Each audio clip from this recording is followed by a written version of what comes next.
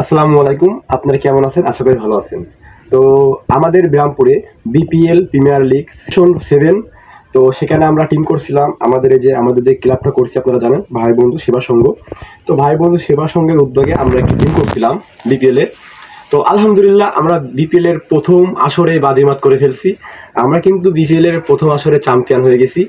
তো আসলে আমরা যে লক্ষ্যে আগাচ্ছি আপনারা দোয়া করবেন সবসময়, যাতে আমরা এই লক্ষ্যে সঠিকভাবে পৌঁছাতে পারি।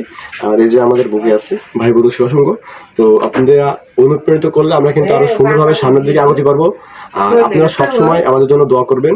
আর আমরা যেন এভাবেই আপনাদের সামনে নিত্য নতুনভাবে আপনাদের সামনে আমরা আগতে পারি এবং উপস্থাপন করতে পারি। যেমন আমরা একটা উদ্যোগ নিয়েছিলাম আমাদের ব্রাহ্মপুরে বিপিএল সেশন আপনার 7-এ। তো সেখানে আমরা উদ্যোগ নিয়ে কিন্তু চ্যাম্পিয়ন হয়ে গেলাম।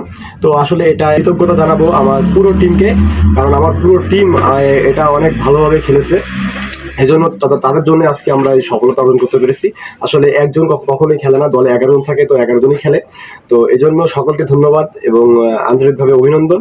বিশেষ করে শাহেদ ভাই আছে, তারপর হচ্ছে গিয়ে আপনার মিরাজ ভাই আছে, সাকিব আছে, মামুন আছে, ইব্রাহিম আছে, আমি নাহিদ আছি, জয়নাল আছে, আরো অনেকেই আছে আমাদের এখানে, যেমন পারভেজ আছে। তবে আমাদের অনেক প্লেয়ারের নাম আছে, আবদুল্লাহ আছে, আরো অনেক প্লেয়ার আছে, যেমন আমি ওগুলোর নাম বলতে পারতেছি না। তো আসলে এনাদের জন্যই কিন্তু আজকে আমরা সফলতা অর্জন করেছি। তো আপনারা আমাদের পাশে থাকবেন আর আমাদের জন্য দোয়া করবেন। আমরা যে এটা উদ্যোগটা নিয়েছি ভাই বন্ধু সেবা সংঘের, তো আমরা এটা যেন সামনে দিকে এগোতে পারি। আমাদের মূল প্রচার ছিল যে এটার ক্লাবটার প্রচার, তো আমরা সেটা করতে সফল হয়েছি। সফলতা হলো এটাই যে আমরা প্রচার করতে গিয়ে কিন্তু আমরা চ্যাম্পিয়ন হয়ে গেছি। তো আসলে আমাদের জন্য দোয়া করবেন।